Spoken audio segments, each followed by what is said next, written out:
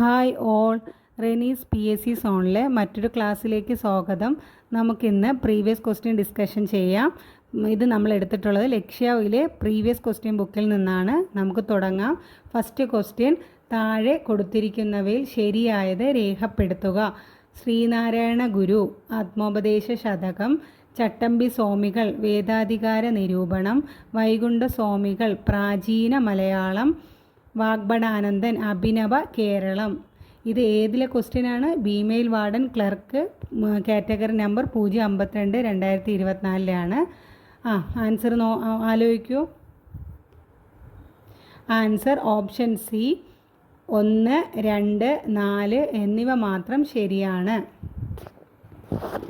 അപ്പോൾ ശ്രീനാരായണ ഗുരു ആത്മോപദേശ ശതകം, ചട്ടമ്പി സ്വാമികൾ വേദാധികാര നിരൂപണം, വാഗ്ഭടാനന്ദൻ അഭിനവ കേരളം. വൈകുണ്ഠ സ്വാമികൾ പ്രാചീന മലയാളം അല്ല, പ്രാചീന മലയാളം ചട്ടമ്പി സ്വാമികളുടെയാണ്. നമുക്കതിൻ്റെ വിശദീകരണം നോക്കാം. ശ്രീനാരായണ ഗുരു ആത്മോപദേശ ശതകം, ദർശനമാല, ദൈവദശകം. അടുത്തത് ചട്ടമ്പി സ്വാമികൾ വേദാധികാര നിരൂപണം, പ്രാചീന മലയാളം, ആദിഭാഷ, അദ്വൈത ചിന്താ പദ്ധതി. വാഗ്ഭടാനന്ദൻ ശിവയോഗ വിലാസം, അഭിനവ കേരളം, ആത്മവിദ്യാകാഹളം, യജമാനൻ, ആത്മവിദ്യ, അധ്യാത്മയുദ്ധം, പ്രാർത്ഥനാഞ്ജലി, ഗാന്ധിജിയും ശാസ്ത്രവ്യാഖ്യാനവും, ഈശ്വര വിചാരം, ആത്മവിദ്യാലേഖമാല, കൊട്ടിയൂർ ഉത്സവപ്പാട്ട്. അടുത്ത വൈകുണ്ഠ സ്വാമി അഹിലത്തിരുട്ട്, അമ്മാനെ അരുൾനൂൽ. അപ്പോൾ എന്തൊക്കെയാണ് ശ്രീനാരായണ ഗുരുവിൻ്റെത്? ആത്മോപദേശ ശതകം, ദർശനമാല, ദൈവദശകം. ചട്ടമ്പി സ്വാമികളുടേത് വേദാധികാര നിരൂപണം, പ്രാചീന മലയാളം, ആദിഭാഷ, അദ്വൈത ചിന്താ പദ്ധതി.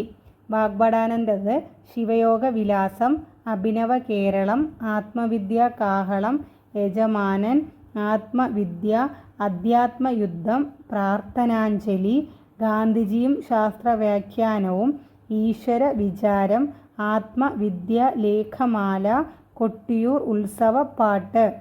വൈകുണ്ഠ സ്വാമികൾ അഖിലത്തിരുട്ട്, അമ്മാനെ അരുൾനൂൽ. നമുക്ക് ശ്രീനാരായണ ഗുരുവിൻ്റെയും ചട്ടമ്പി സ്വാമിയുടെയും വൈകുണ്ഠ സ്വാമികളുടെയും കുറച്ച് പോയിൻറ്റ്സ് നോക്കാം. ഒരു ജാതി, ഒരു മതം, ഒരു ദൈവം മനുഷ്യന്, മതമേതായാലും മനുഷ്യൻ നന്നായാൽ മതി. വിദ്യ കൊണ്ട് പ്രബുദ്ധരാവുക, സംഘടന കൊണ്ട് ശക്തരാകുക. മനുഷ്യരുടെ വേഷം, ഭാഷ, മതം എന്നിവ വ്യത്യസ്തമായാലും അവരുടെ ജാതി ഒന്നായതുകൊണ്ട് അന്യോന്യം വിവാഹവും പന്തിഭോജനവും ചെയ്യുന്നതിന് യാതൊരു ദോഷവുമില്ല. ഈ വാക്കുകൾ ആരുടെയാണ്? ശ്രീനാരായണ ഗുരു. എന്തൊക്കെ? ഒന്നാമത്തത് ഒരു ജാതി, ഒരു മതം, ഒരു ദൈവം മനുഷ്യന്. രണ്ടാമത്തത് മതമേതായാലും മനുഷ്യൻ നന്നായാൽ മതി. മൂന്നാമത്തത് വിദ്യ കൊണ്ട് പ്രബുദ്ധരാവുക, സംഘടന കൊണ്ട് ശക്തരാവുക.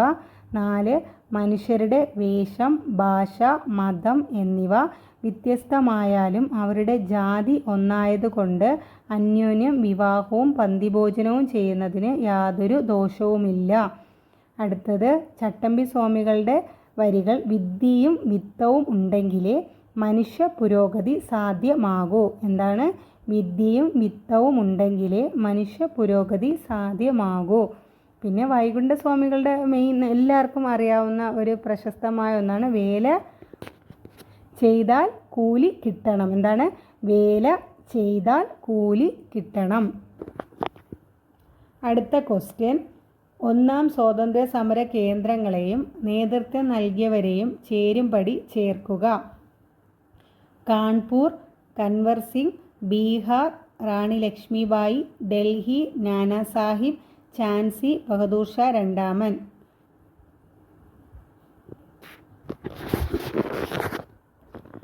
Answer option B, Kanpur Nana Sahib, Bihar Kanwar Singh, Delhi Bahadur Shah രണ്ടാമൻ, ഝാൻസി റാണി ലക്ഷ്മി ബായ്. നമുക്ക് നോക്കാം 1857 വിപ്ലവത്തിലെ നേതാക്കൾ ആരൊക്കെയാണെന്ന്. കാൺപൂർ നാനാ സാഹിബ്, ഡൽഹി ഫക്ത് ഖാൻ ബഹദൂർ ഷാ രണ്ടാമൻ, ഝാൻസി റാണി ലക്ഷ്മിബായി, ഫൈസാബാദ് മൗലവി അഹമ്മദുള്ള, മീററ്റ് കദം സിംഗ്, അലഹബാദ് ലിയാഖത്ത് അലി, മധുര ദേവി സിംഗ്, ഗോളിയോർ റാണി ലക്ഷ്മിബായി താന്തിയോ തോപ്പി, കോട്ട ജയ്ദയാൽ, ഹരിയാന റാവു തുലാറാം, ആസാം മണിറാം ദത്ത, ബറൗട്ട് പർഗാന ഷാമൽ, ലക്നൗ ആഗ്ര ഔദ് അയോധ്യ ബീഗം ഹസ്രത്ത് മഹൽ. ഒരുപാട് തവണ ചോദിച്ചിട്ടുള്ള ഒരു ക്വസ്റ്റ്യനാണ്. ലക്നൗവിൽ ആരാണ്? ആഗ്ര, ഔദ്, അയോധ്യ. അത് ഓർത്ത് പഠിക്കുക. ബീഗം ഹസ്രത്ത് മഹൽ. ബീഹാർ ജഗദീഷ്പൂർ ആര കൻവർ സിംഗ്, ബറേലി റോഹിൽഖണ്ഡ് ഖാൻ ഖാൻ ബഹദൂർ ഖാൻ, ബറേലി റോഹിൽഖണ്ഡ് ഖാൻ ബഹദൂർ ഖാൻ. അതിർത്തി ഖാനാണ് ഞാൻ പെട്ടെന്ന് പറഞ്ഞത്. ഖാൻ അബ്ദുൽ ഗാഫർ ഖാനെ പെട്ടെന്ന് ഓർമ്മ വന്നു. ഇതെന്താണ്? അതല്ല. ബറേലി റോഹിൽഖണ്ഡ് ഖാൻ ബഹദൂർ ഖാൻ, മാൻ ഡസോർ ഫിറോസ് ഷാ. അപ്പോൾ ഓരോയിടത്തെയും വിപ്ലവ നേതാക്കൾ ആരൊക്കെയാണെന്ന് ആവർത്തിച്ച് വായിച്ച് പഠിക്കുക. അടുത്ത ക്വസ്റ്റ്യൻ, താഴെ കൊടുത്തിരിക്കുന്ന പ്രസ്താവനകൾ ഏത് സംഭവവുമായി ബന്ധപ്പെട്ടതാണ്? 1. ജവഹർലാൽ നെഹ്റു കോൺഗ്രസ് പ്രസിഡൻ്റായി തെരഞ്ഞെടുക്കപ്പെട്ടു. 2. പൂർണ്ണ സ്വരാജ് പ്രമേയം പാസാക്കി. 3. 1930 ജനുവരി 26 സ്വാതന്ത്ര്യ ദിനമായി കൊണ്ടാടാൻ തീരുമാനിച്ചു. ഓപ്ഷൻ എ കറാച്ചി സമ്മേളനം, ഓപ്ഷൻ ബി കൽക്കത്ത സമ്മേളനം, ഓപ്ഷൻ സി ലാഹോർ സമ്മേളനം, ഓപ്ഷൻ ഡി നാഗ്പൂർ സമ്മേളനം. ആൻസർ ഓപ്ഷൻ സി ലാഹോർ സമ്മേളനം. അപ്പോൾ നമുക്ക് ലാഹോർ സമ്മേളനം നോക്കാം. ലാഹോർ സമ്മേളനം ജവഹർലാൽ നെഹ്റുവിൻ്റെ അധ്യക്ഷതയിൽ 1929 ഡിസംബറിൽ ചേർന്ന കോൺഗ്രസിൻ്റെ സമ്മേളനമാണ് ലാഹോർ സമ്മേളനം. എന്നാണ് ലാഹോർ സമ്മേളനം? 1929. പൂർണ്ണ സ്വരാജ് കോൺഗ്രസിൻ്റെ അന്തിമ ലക്ഷ്യമാണെന്ന് ഈ സമ്മേളനം പ്രഖ്യാപിച്ചു. ഈ സമ്മേളനത്തിൽ കൈക്കൊണ്ട തീരുമാനങ്ങളാണ് ഇന്ത്യൻ സ്വാതന്ത്ര്യ സമരത്തിൻ്റെ അന്തിമ ലക്ഷ്യം പൂർണ്ണ സ്വരാജ്, അതായത് സമ്പൂർണ്ണ സ്വാതന്ത്ര്യം ആണെന്ന് ഈ സമ്മേളനം പ്രഖ്യാപിച്ചു. ഇന്ത്യയുടെ സ്വാതന്ത്ര്യ പതാകയായി ത്രിവർണ്ണ പതാകയെ അംഗീകരിച്ചു. ഗാന്ധിജിയുടെ നേതൃത്വത്തിൽ സിവിൽ നിയമലംഘനം ആരംഭിക്കാൻ തീരുമാനിച്ചു. 1930 ജനുവരി 26 ഇന്ത്യൻ സ്വാതന്ത്ര്യ ദിനമായി ആചരിക്കാൻ ലാഹോർ കോൺഗ്രസ് തീരുമാനമെടുത്തു. അപ്പോൾ എന്താണ് ലാഹോർ സമ്മേളനം എന്ന് മനസ്സിലായല്ലോ. മറ്റ് 2 സമ്മേളനങ്ങളുടെ വർഷങ്ങളും കൂടെ നമുക്ക് പറയാം. കറാച്ചി സമ്മേളനം നടന്നത് 1931. അതിൻ്റെ അധ്യക്ഷൻ സർദാർ വല്ലഭായ് പട്ടേൽ ആയിരുന്നു. അതിൽ മെയിനായിട്ട് ഓർമ്മിച്ചിരിക്കാനുള്ളത് മൗലികാവകാശങ്ങളും സാമ്പത്തിക നയങ്ങളും അവതരിപ്പിച്ച സമ്മേളനമാണ് കറാച്ചി സമ്മേളനം 1931, സർദാർ വല്ലഭായ് പട്ടേൽ. പിന്നെ നാഗ്പൂർ സമ്മേളനം നടന്ന വർഷം 1920. അതിൻ്റെ അധ്യക്ഷൻ വിജയരാഘവ ആചാര്യ ആയിരുന്നു. പിന്നെ ഉള്ളത് ഏതാ? നാഗ്പൂർ സമ്മേളനമാണ് 1920 വിജയരാഘവ ആചാര്യ. അതിൽ മെയിനായിട്ടുള്ളത് 1891 വെച്ച് നടന്ന നാഗ്പൂർ സമ്മേളനം നേതൃത്വം നൽകിയത് പി അനന്തചാർലു ആണ്. നാഗ്പൂർ സമ്മേളനം നടന്ന വർഷം 1920, അധ്യക്ഷൻ വിജയരാഘവ ആചാര്യ. അതിൽ പാസ്സാക്കിയതൊന്ന് നിസ്സഹകരണ പ്രസ്ഥാന പ്രമേയം പാസ്സാക്കിയ സമ്മേളനമാണ്. 1920 നാഗ്പൂർ സമ്മേളനം. വേറൊരു നാഗ്പൂർ സമ്മേളനമുണ്ട്, അതാണ് നേരത്തെ പറഞ്ഞ 1891 നാഗ്പൂർ സമ്മേളനത്തിന് നേതൃത്വം നൽകിയത് പി അനന്തചാർലു. ആദ്യ ദക്ഷിണേന്ത്യക്കാരനാണ് പി അനന്തചാർലു. അപ്പോൾ നമ്മൾ എന്തൊക്കെ നോക്കി? കറാച്ചി സമ്മേളനം, ലാഹോർ സമ്മേളനം, നാഗ്പൂർ സമ്മേളനം. കറാച്ചി സമ്മേളനം 1930, അധ്യക്ഷൻ സർദാർ വല്ലഭായ് പട്ടേൽ മൗലികാവകാശങ്ങളും സാമ്പത്തിക നയങ്ങളും അവതരിപ്പിച്ചു. അത് അത്രയും ഓർത്താൽ മതി. നാഗ്പൂർ സമ്മേളനം 1920, അധ്യക്ഷൻ വിജയരാഘവ ആചാര്യ നിസ്സഹകരണ പ്രസ്ഥാന പ്രമേയം പാസാക്കി. പ്രീവിയസ് ക്വസ്റ്റ്യൻ ആണ്. പിന്നെ ഒരു നാഗ്പൂർ സമ്മേളനം കൂടെ നടന്നിട്ടുണ്ട്. അത് 1891 ഒരു ദക്ഷിണേന്ത്യക്കാരൻ നേതൃത്വം നൽകിയ ആദ്യ സമ്മേളനമാണ് നാഗ്പൂർ സമ്മേളനം. ആരായിരുന്നു അത്? പി അനന്ത ചാർലു. നമുക്കിനി നടന്ന കോൺഗ്രസ് സമ്മേളനം കൊൽക്കത്തയിൽ വെച്ച് നടന്ന സമ്മേളനവും അതിൻ്റെ വർഷവും അതിന് നേതൃത്വം നൽകിയവരെക്കുറിച്ച് നോക്കാം. 1886 Dadabhai Naoroji, 1890 Feroz Shah Mehta, 1896 Rahimtullah Sayani, 1901 Dinshaw E Wacha, 1906 Dadabhai Naoroji, 1911 BN Dhar, 1917 Annie Besant, 1920 Lala Lajpat Rai. Special സമ്മേളനമായിരുന്നു. 1923 മൗലാന അബ്ദുൽ കലാം ആസാദ്, അതും സ്പെഷ്യൽ സമ്മേളനം. 1928 മോത്തിലാൽ നെഹ്റു, 1933 നെല്ലിസൺ ഗുപ്ത, 1997 സീതാറാം കേസരി, 1998 സോണിയ ഗാന്ധി. വായിച്ചു വയ്ക്കുക. അടുത്ത ക്വസ്റ്റ്യൻ നോക്കാം. ചൈനയെ ആധുനീകരിക്കാൻ സൺ യാത്സൻ മുന്നോട്ട് വെച്ച ആശയങ്ങൾ രേഖപ്പെടുത്തുക. 1. മഞ്ജു രാജവംശത്തെയും സാമ്രാജ്യശക്തികളെയും പുറത്താക്കുക, ജനാധിപത്യ ഭരണം സ്ഥാപിക്കുക, മൂലധനം നിയന്ത്രിക്കുകയും ഭൂമി വിതരണം നടത്തുകയും ചെയ്യുക. ഏതാണ് ആൻസർ? ഓപ്ഷൻ ഡി എല്ലാം ശരിയാണ്. നമുക്ക് വിശദീകരണം നോക്കാം. വിദേശാധിപത്യത്തിനും രാജവാഴ്ചയ്ക്കും എതിരായ വിപ്ലവങ്ങൾക്ക് 20-ാം നൂറ്റാണ്ടിൽ ചൈന സാക്ഷ്യം വഹിച്ചു. ലോകത്തിൻ്റെ മറ്റു ഭാഗങ്ങളിൽ നടപ്പിലാക്കിയതിൽ നിന്ന് വ്യത്യസ്തമായ 2 നയങ്ങൾ യൂറോപ്യൻ രാഷ്ട്രങ്ങളും അമേരിക്കയും ഉൾപ്പെട്ട കൊളോണിയൽ ശക്തികൾ ചൈനയിൽ സ്വീകരിച്ചു. ഈ നയങ്ങളാണ് കറുപ്പ് വ്യാപാരവും തുറന്ന വാതിൽ നയവും. എന്താണ് കറുപ്പ് വ്യാപാരവും തുറന്ന വാതിൽ നയവും? ലോകത്തിൻ്റെ മറ്റു ഭാഗങ്ങളിൽ നടപ്പിലാക്കിയതിൽ നിന്ന് വ്യത്യസ്തമായ 2 നയങ്ങൾ യൂറോപ്യൻ രാഷ്ട്രങ്ങളും അമേരിക്കയും ഉൾപ്പെട്ട കൊളോണിയൽ ശക്തികൾ ചൈനയിൽ സ്വീകരിച്ചു. ഈ നയങ്ങളാണ് കറുപ്പ് വ്യാപാരവും തുറന്ന വാതിൽ നയവും. അമേരിക്കയ്ക്ക് ചൈനയിൽ ഇടപെടാൻ അവസരം ഒരുക്കുക എന്നതായിരുന്നു ഈ നയത്തിൻ്റെ ലക്ഷ്യം. ചൈനയുടെ കമ്പോളങ്ങളിൽ എല്ലാ രാജ്യങ്ങൾക്കും തുല്യ അവകാശവും അവസരവും ഉണ്ടെന്നുള്ള അമേരിക്കയുടെ വാദത്തിന് അടിസ്ഥാനം തുറന്ന വാതിൽ നയം. 1911 ഡോക്ടർ സൺ യാത്സൻ്റെ നേതൃത്വത്തിൽ മഞ്ജു രാജഭരണത്തിനെതിരായി ചൈനയിൽ വിപ്ലവം നടന്നു. 1911 സൺ യാത്സൻ്റെ നേതൃത്വത്തിൽ മഞ്ജു രാജഭരണത്തിനെതിരായി ചൈനയിൽ വിപ്ലവം നടന്നു. ഇത് ചൈനയിൽ രാജവാഴ്ചയ്ക്ക് അന്ത്യം കുറിച്ചു. തുടർന്ന് ദക്ഷിണ ചൈനയിൽ സൺ യാത്സൻ്റെ നേതൃത്വത്തിൽ റിപ്പബ്ലിക്കൻ ഭരണം സ്ഥാപിച്ചത് കുമിന്താങ് പാർട്ടി.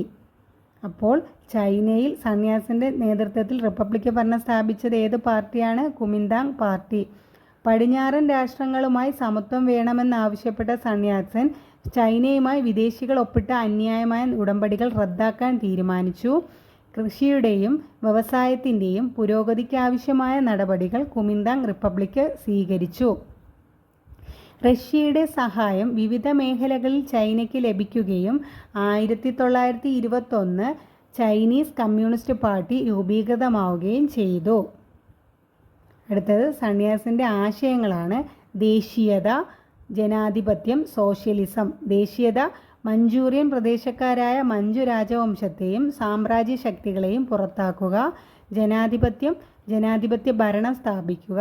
സോഷ്യലിസം, മൂലധനത്തെ നിയന്ത്രിക്കുകയും ഭൂമി തുല്യമായി വിതരണം നടത്തുകയും ചെയ്യുക. അപ്പോൾ എന്താണ് മനസ്സിലായല്ലോ? അപ്പോൾ നമ്മൾ 4 ക്വസ്റ്റ്യൻ നോക്കി. അഞ്ചാമത്തെ ക്വസ്റ്റ്യനും കൂടെ നോക്കാം. അപ്പോൾ ഇതിൻ്റെ ആൻസർ എന്താണ്? Option C 2 Boston tea party, 4 ഒന്നാം കോണ്ടിനെൻ്റൽ കോൺഗ്രസ്, അമേരിക്കൻ സ്വാതന്ത്ര്യ പ്രഖ്യാപനം, പിന്നെ പാരീസ് ഉടമ്പടി. നമുക്കതിൻ്റെ വിശദീകരണം നോക്കാം. Boston tea party English government തേയിലയുടെ മേൽ ഉയർന്ന നികുതി ചുമത്തിയതിനെതിരായി ഇംഗ്ലീഷ് ഗവൺമെൻറ് തേയിലയുടെ മേൽ ഉയർന്ന നികുതി ചുമത്തിയതിനെതിരായി ശക്തമായ പ്രതിഷേധം ഉയർന്ന രാജ്യം അമേരിക്ക. ബോസ്റ്റൺ ടീ പാർട്ടി നടന്നത് 1773 ഡിസംബർ 16-ന്. 1773 ഡിസംബർ 16-ന് രാത്രിയിൽ റെഡ് ഇന്ത്യക്കാരുടെ വേഷം ധരിച്ച് ബോസ്റ്റണിലെ ഒരു വിഭാഗം ജനങ്ങൾ ബോസ്റ്റൺ തുറമുഖത്ത് നങ്കൂരമിട്ടിരുന്ന ഇംഗ്ലീഷ് കപ്പലിൽ കയറി അതിലുണ്ടായിരുന്ന 342 പെട്ടി തേയില കടലിലേക്ക് വലിച്ചെറിഞ്ഞ സംഭവമാണ് ബോസ്റ്റൺ ടീ പാർട്ടി. അപ്പോൾ ബോസ്റ്റൺ ടീ പാർട്ടി നടന്ന വർഷം എന്നാണ്? 1773 ഡിസംബർ 16. രണ്ടാമത് ഒന്നാം കോണ്ടിനെൻ്റൽ കോൺഗ്രസ് നടന്ന വർഷം 1774. ഒന്നാം കോണ്ടിനെൻ്റൽ കോൺഗ്രസ് നടന്ന സ്ഥലം ഫിലാഡൽഫിയ. പിന്നെ എന്താണ്? തുടർന്ന് വ്യവസായങ്ങൾക്കും വ്യാപാരത്തിനും ഏർപ്പെടുത്തിയിട്ടുള്ള നിയന്ത്രണങ്ങൾ നീക്കണമെന്നും തങ്ങളുടെ അംഗീകാരമില്ലാതെ നികുതി ചുമത്തരുതെന്നും ആവശ്യപ്പെട്ട് കോളനി ജനത ഇംഗ്ലണ്ടിലെ രാജാവിന് നിവേദനം നൽകി. അതൊന്നും ഇമ്പോർട്ടൻ്റ് അല്ല. പിന്നെ ഇമ്പോർട്ടൻ്റ്, ഒന്നാം കോണ്ടിനെൻ്റൽ കോൺഗ്രസിൽ പങ്കെടുക്കാതിരുന്ന ഏക കോളനി ജോർജിയ. പ്രീവിയസ് ക്വസ്റ്റ്യൻ ആണ്. എന്താണ്? ഒന്നാം കോണ്ടിനെൻ്റൽ കോൺഗ്രസിൽ പങ്കെടുക്കാതിരുന്ന ഏക കോളനി ജോർജിയ. അടുത്ത എന്താ? മൂന്നാം അമേരിക്കൻ കോണ്ടിനെൻ്റൽ കോൺഗ്രസ് അമേരിക്കൻ സ്വാതന്ത്ര്യ പ്രഖ്യാപനം നടത്തിയത് 1776 ജൂലൈ 4. എന്നാണ് അമേരിക്കൻ സ്വാതന്ത്ര്യ പ്രഖ്യാപനം? 1776 ജൂലൈ 4. അമേരിക്കൻ സ്വാതന്ത്ര്യ പ്രഖ്യാപനം തയ്യാറാക്കിയത് തോമസ് ജെഫേഴ്സൺ, ബെഞ്ചമിൻ ഫ്രാങ്ക്ലിൻ. ആരൊക്കെയാണ്? Thomas Jefferson, Benjamin Franklin. അടുത്തത് പാരീസ് ഉടമ്പടി. ബ്രിട്ടൻ അമേരിക്കയുടെ സ്വാതന്ത്ര്യം അംഗീകരിച്ചുകൊണ്ട് ഒപ്പിട്ട ഉടമ്പടിയാണ് പാരീസ് ഉടമ്പടി. പാരീസ് ഉടമ്പടി നടന്ന വർഷം 1783. അമേരിക്കൻ ഭരണഘടന തയ്യാറാക്കുന്നതിന് നേതൃത്വം നൽകിയത് ജെയിംസ് മാഡിസൺ ആണ്. എന്താണ്? അമേരിക്കൻ ഭരണഘടന തയ്യാറാക്കുന്നതിന് നേതൃത്വം നൽകിയത് ആരാണ്? James Madison. ഒരിക്കൽ കൂടി പറയാം. അഞ്ചാമത്തെ ക്വസ്റ്റ്യൻ. താഴെ കൊടുത്തിരിക്കുന്ന സംഭവങ്ങൾ കാലഘടനാക്രമത്തിൽ രേഖപ്പെടുത്തുക. ഇതിൽ ആദ്യം നടന്നത് എന്താണ്? Boston tea party. Boston tea party നടന്നത് എന്നാണ്? 1773 ഡിസംബർ 16. രണ്ടാമത് നടന്നത് ഏതാണ്? ഒന്നാം കോണ്ടിനെൻ്റൽ കോൺഗ്രസ്. അതെന്നാ നടന്നത്? 1774. എന്നാണ് ഒന്നാം കോണ്ടിനെൻ്റൽ കോൺഗ്രസ് നടന്നത്? 1774. നടന്ന സ്ഥലം ഫിലാഡൽഫിയ. പിന്നെ മൂന്നാമത് ഏതാ നടന്നത്? അമേരിക്കൻ സ്വാതന്ത്ര്യ പ്രഖ്യാപനം. അതെന്നാണ്? 1776 ജൂലൈ 4. അത് തയ്യാറാക്കിയത് Thomas Jefferson, Benjamin Franklin. Last Paris ഉടമ്പടി. അത് 1783. അപ്പോൾ നമ്മൾ 5 ക്വസ്റ്റ്യനും അതിൻ്റെ വിശദീകരണവും നോക്കി. അടുത്ത കുറച്ച് ക്വസ്റ്റ്യൻസ് അടുത്ത ക്ലാസ്സിൽ കാണാം. എല്ലാവരും പഠിക്കുക. ഇഷ്ടമായെങ്കിൽ സപ്പോർട്ട് ചെയ്യുക, സബ്സ്ക്രൈബ് ചെയ്യുക, ലൈക്ക് ചെയ്യുക, ഷെയർ ചെയ്യുക. Okay, thank you.